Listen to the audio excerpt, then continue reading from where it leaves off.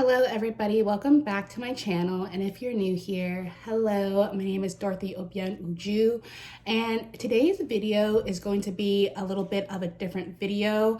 I'm going to be talking about mental health, specifically around the topic of Cheslie Kryst, the former Miss USA who took her own life on January 30th. As someone who suffers from depression and anxiety, this news hit really close to home, and I felt like I just needed to use my small platform that I have and to at least speak about it, because you never know who could be watching this video, who I could reach out to, and who you could connect with and share your experiences with other people, and you never know who that could help or who that could save. So I really wanted to take the time to speak about mental health and just about my story and how hard the news of Cheslie Kryst passing took a hard hit to me. So if this isn't the type of video that you like, the type of content, you want the regular content, then feel free to exit out. I know it's like you want that regular scheduled content, but I would really appreciate those who stay and listen, and hopefully they can have these discussions with their friends and family and talk about mental health, because mental health shouldn't be a topic that we should be scared about talking about, because mental health is real health. It's a part of your health, and I feel like it's so important to have these conversations. So basically, Cheslie Kryst, for those who don't know, she was the former Miss USA back in 2019. She's also a lawyer and has her MBA, and she went to college for free, I believe in North Carolina, then went to Wake Forest for her MBA and JD. So she was already educated, had a great career, and she was a really big philanthropist, did a lot of volunteer work, and one of the things that she advocated for was mental health. And she ended up following her mom's footsteps and became a pageant queen, and she won Miss North Carolina, and then took her talents to the Miss USA stage and won Miss USA back in 2019. And then she competed in Miss Universe that same year and placed in the top 10. And that's just so amazing, because the good thing about her winning these pageants is that she was a part of the trifecta group. So back in 2019, for the first time ever, Miss USA, Miss America, and Miss Teen USA were all African American women. That has just never happened ever. I mean, I don't even have to go through the history of racism and systemic racism and how the United States is built on slavery. We can have another conversation like that in another video, but just hearing that 3 Black women hold one of the biggest titles in the country is absolutely amazing. And after she won her title, she was scouted by ExtraTV, which is an entertainment news outlet, where she was then a host and a correspondent. So she had it all, basically. She had a great career. She was a lawyer. She had her MBA. She was, doing those type of stuff. And then she had her pageant life, where she won Miss Carolina. She won Miss USA, and she placed in the top 10 in Miss Universe, which is if you're placing in the top 10 in Miss Universe, you must have something going on, because Miss Universe is everywhere, the whole country. So the fact that Miss USA placed in the top 10 is absolutely amazing. And then she also had her other career, which she was a social media respondent. She was a respondent for ExtraTV. So she had it all. She was very successful. She had her philanthropy. She advocated for mental health. But it's what went wrong? Why is it that this woman who had it all, had a great friends, had a great family, had a great career, what went wrong? So after hearing the news and really watching all the interviews of people who knew her, co-workers, friends, acquaintances, all of them said something along the lines of she never had a bad day. She was always like a ray of sunshine. She was one who lit up the room. Like, I've never seen her have a bad day. I've never seen her be off her game. Like, she was always just in a good mood, ready to work. She was just a ray of sunshine. And that's what I've always heard in every single interview. And honestly, I feel like that was the problem, or at least one of the problems. Honestly, it's like, check up on your strong friends, because from what we're now hearing is that she had high functioning depression, where you're basically suffering in silence. You may be suffering on the inside, but on the outside, you're seem perfectly fine, and you can do your work. You're not procrastinating. You're still acting normal. If anything, you're going above and beyond for yourself and others, because you're just trying to act as normal and as comforting as possible. You don't want to let out that your depression or your anxiety or what you're going through to come out. So it's like you're being that extra good person, that overachiever, that, you know, that person who's always that ray of sunshine to you and to everybody else. And you know, it comes to a time where like you're going to hit your breaking point. You're going to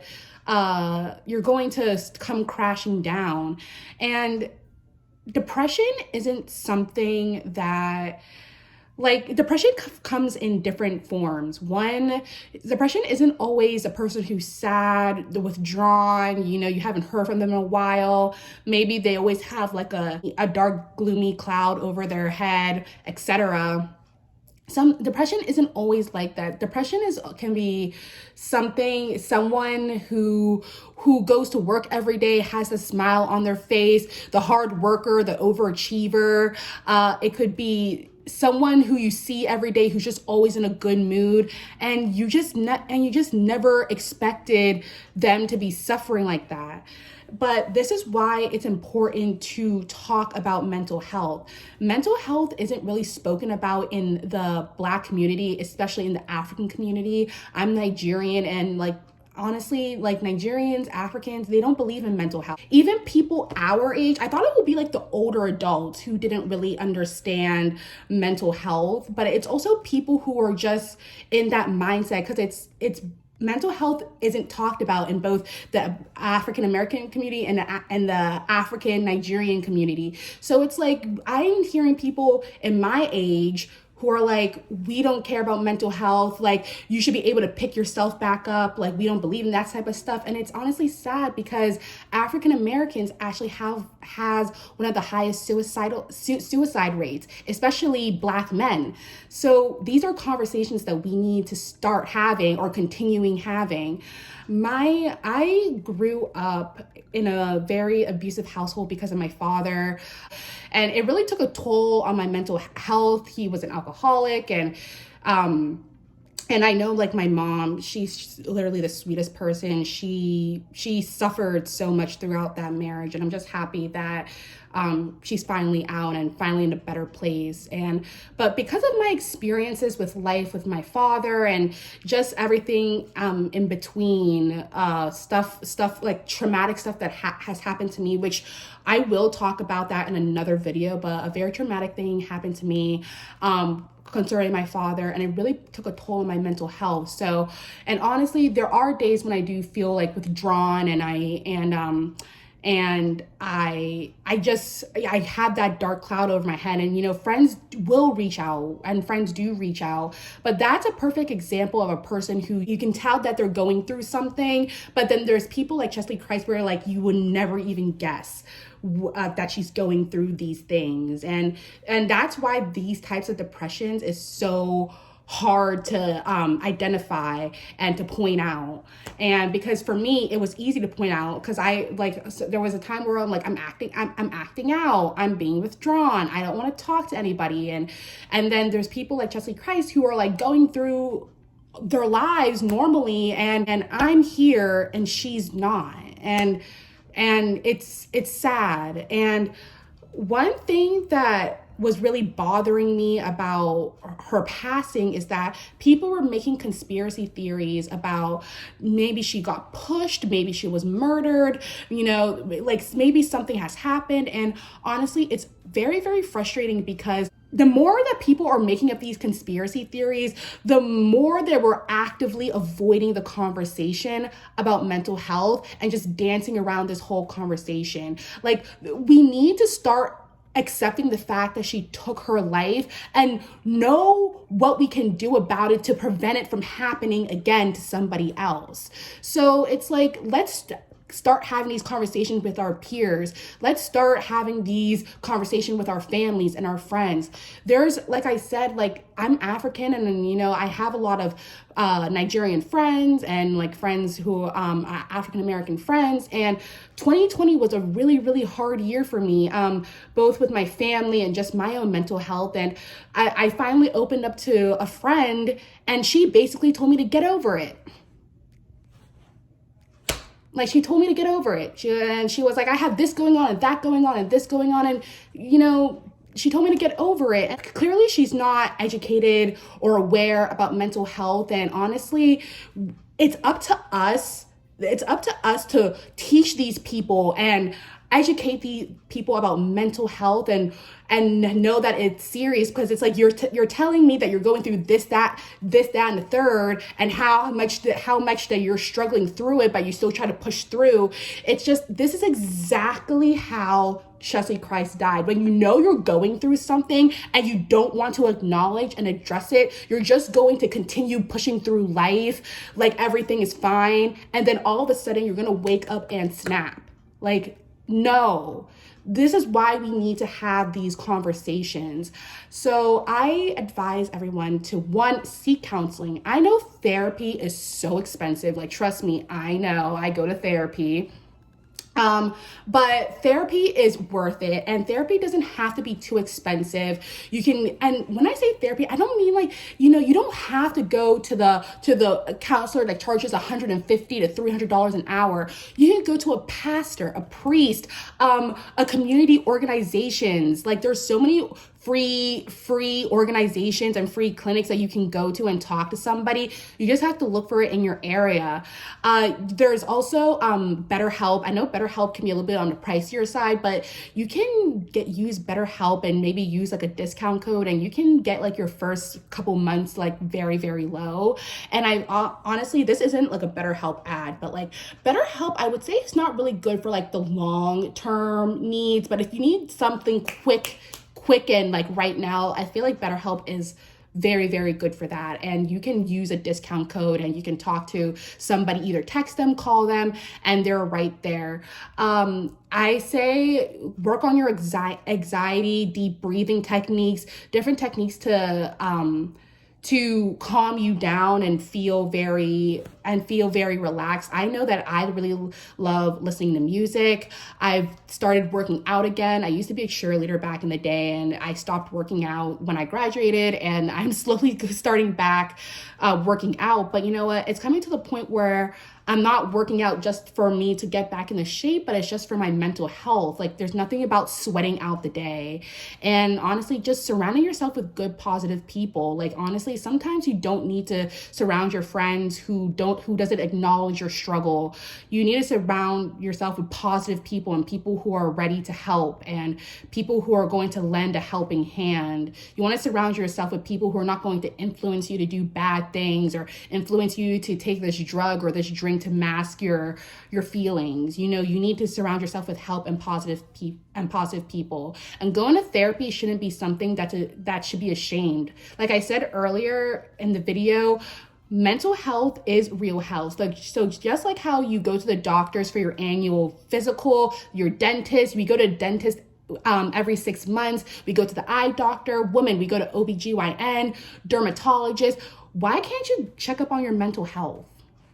Because once your mental health is thrown off, everything is thrown off. So like, why not check up on your mental health? Even if you feel like you don't need to check up on your mental health, go. There were so many times during undergrad, which for those who are in college or just enrolled in a university, take advantage of the counseling center. It is free. It is a part of your educational experiences. It's probably lumped in there into the tuition. So please take advantage of it.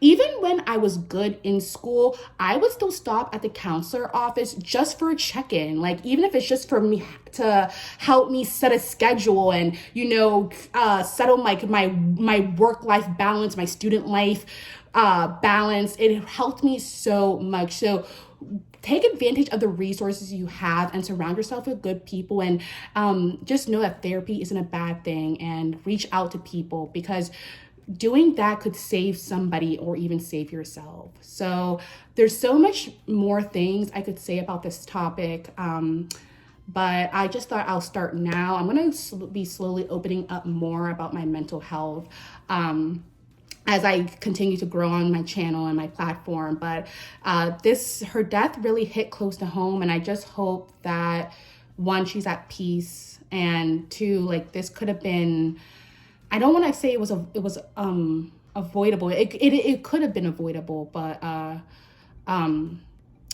it's just very, very unfortunate. I'm still lost for words. So I send my condolences and my prayers to her family and friends and loved ones, and I hope that where she's at a better place, and I hope that this death is a wake-up call for other people who are going through something similar, where they can hear her story and reach out for help.